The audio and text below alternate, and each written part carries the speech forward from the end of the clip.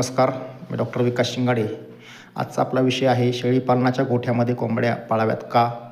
तर पाळाव्यात कारण शेळीपालनाच्या गोठ्यामध्ये जमिनीवर फिरणारे किडे असतील, गोचिड असतील, विंचू जर आला तर कोंबड्या त्याला खातात, साप आला तर कोंबड्या ओरडतात, सहज आपलं तिकडं लक्ष जातं, म्हणून कोंबड्या पाळणे आवश्यक आहे.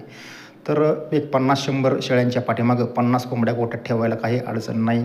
रासू जातीच्या निवडीचा प्रश्न कोंबड्यांच्या, तर गावरान किंवा गावरानला क्रॉस RR अशा जाती जर आपण निवडल्या तर सहज आपल्याला अंड्याचं उत्पन्न मिळतं. कोंबड्यांच्या विक्रीतून इतर उत्पन्न आपल्याला सुरू होतं, म्हणून कोंबड्या पाळणं आवश्यक आहे.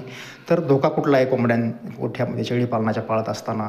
तर शेळी डिलिव्हरी झाल्यानंतर लक्ष ठेवणं गरजेचं आहे, कारण शेळीच्या मायांगला किंवा त्या ठिकाणी जारला किंवा पिलांच्या बेंबीला नाळला धरून कोंबड्या ओढतात, म्हणून त्या ठिकाणी आपण लक्ष ठेवणं गरजेचं आहे असं मला वाटतं. धन्यवाद.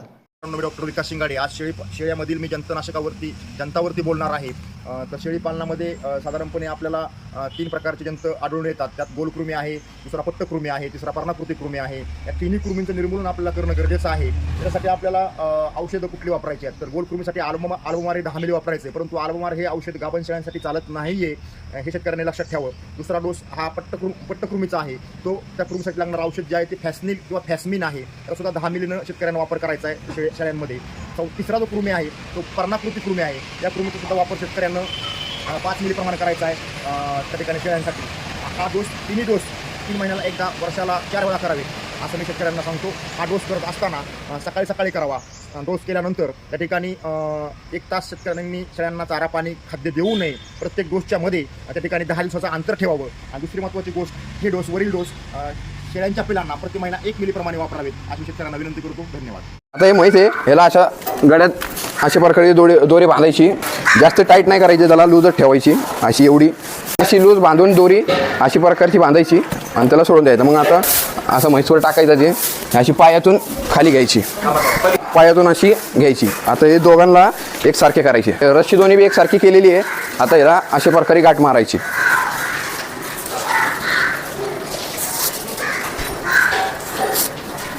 गाठ इथं यायला पाहिजे अशी.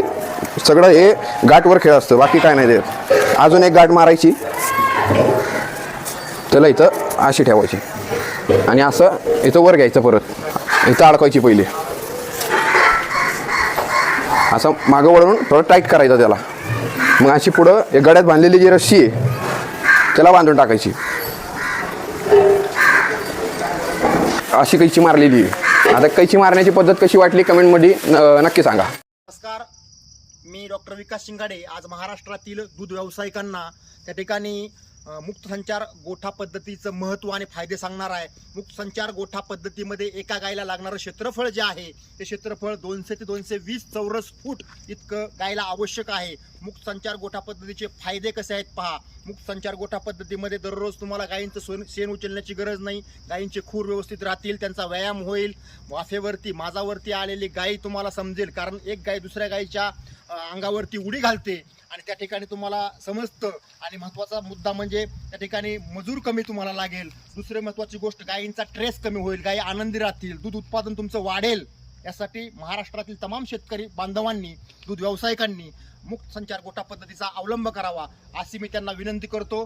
धन्यवाद. नमस्कार, मी डॉक्टर विकास शिंगाडे. आज महाराष्ट्रातील दूध व्यावसायिकांना त्या ठिकाणी मुक्त संचार गोठा पद्धतीचं महत्त्व आणि फायदे सांगणार आहे. मुक्त संचार गोठा पद्धतीमध्ये एका गायला लागणारं क्षेत्रफळ जे आहे ते क्षेत्रफळ 200 ते 220 चौरस फूट इतकं गायला आवश्यक आहे. मुक्त संचार गोठा पद्धतीचे फायदे कसे आहेत पहा. मुक्त संचार गोठा पद्धतीमध्ये दररोज तुम्हाला गायींचं शेण उचलण्याची गरज नाही. गायींचे खूर व्यवस्थित राहतील, त्यांचा व्यायाम होईल. वाफेवरती माजावरती आलेली गायी तुम्हाला समजेल, कारण एक गाय दुसऱ्या गायीच्या अंगावरती उडी घालते आणि त्या ठिकाणी तुम्हाला समजतं. आणि महत्त्वाचा मुद्दा म्हणजे त्या ठिकाणी मजूर कमी तुम्हाला लागेल. दुसरी महत्त्वाची गोष्ट, गायींचा ट्रेस कमी होईल, गायी आनंदी राहतील, दूध उत्पादन तुमचं वाढेल. यासाठी महाराष्ट्रातील तमाम शेतकरी बांधवांनी, दूध व्यावसायिकांनी मुक्त संचार गोठा पद्धतीचा अवलंब करावा अशी मी त्यांना विनंती करतो. बोलतात पारसी भाषेमध्ये बोलतात. ती भाषा कशी बघा, ती भाषा कशी बघा. त्या भाषा येणं तुम्हाला गरजेचं आहे. आणि आजपर्यंत लक्षात ठेवा, ज्या खरोखरच गोष्टीची कष्टकार लोकांना, शेतकऱ्यांना किंवा आपल्या शेतकरी बांधवांना, मी शेतकरी वर्गातलाच आहे, ज्या भाषेची गरज आहे ती भाषा तुम्हाला येणं गरजेचं आहे. ही भाषा तुम्हाला जर शिकला, तुम्हाला जर बोलायला आली, समजली तर तुम्ही स्वतःचं जनावर स्वतः मार्केटमध्ये नेऊन विकू शकता. ह्या भाषेचं नॉलेज, ज्ञान, माहिती तुम्हाला नसेल तर तुम्हाला मार्केटमध्ये तुमच्या शेळ्या, मेंढ्या, गाई, म्हशी, बैल यांची खरेदी विक्री करण्यासाठी कमिशन एजंटची गरज पडते. बरोबर ना? कमिशन एजंटचा फुकट काम करतो का? नाही करत आहे. म्हणून आपल्याला ही भाषा येणं गरजेचं आहे. आणि ही भाषा अशा स्वरूपाची आहे. 100 रुपयाला शिकारा म्हणतात, 500 रुपयाला कपडा म्हणतात, 1000 रुपयाला ठोकर म्हणतात, 2000ला डुबरा म्हणतात, 3000ला धला म्हणतात, 4000ला नाकी म्हणतात, 5000ला कप किंवा खम्मस म्हणतात, 6000ला सबई म्हणतात, 7000ला उन्हा बट म्हणतात, 8000ला बट म्हणतात, 9000ला उनी म्हणतात, 10000ला गड्डी म्हणतात, 11000ला एकन म्हणतात, 12000ला जोड म्हणतात, 13000ला गिरी असर म्हणतात, 14000ला गाफा म्हणतात, 15000ला गिरीपंजी म्हणतात, 20000ला सुती म्हणतात, 25000ला कपसुती म्हणतात, 30000ला मेटा म्हणतात, 35000ला कपावणी म्हणतात, 40000ला नाकी म्हणतात, 45000ला साडेनाकी म्हणतात, 50000ला ऐवज म्हणतात, 55000ला साडेऐवज म्हणतात, 60000ला सबई म्हणतात, 65000ला साडेसबई म्हणतात, 70000ला उन्हाबट म्हणतात, 75000ला साडे उन्हाबट म्हणतात, 80000ला बट म्हणतात, 85000ला साडेबट म्हणतात, 90000ला उनी म्हणतात, 95000ला साडे उनी म्हणतात आणि लाखाला पेटी किंवा बंडल म्हणतात.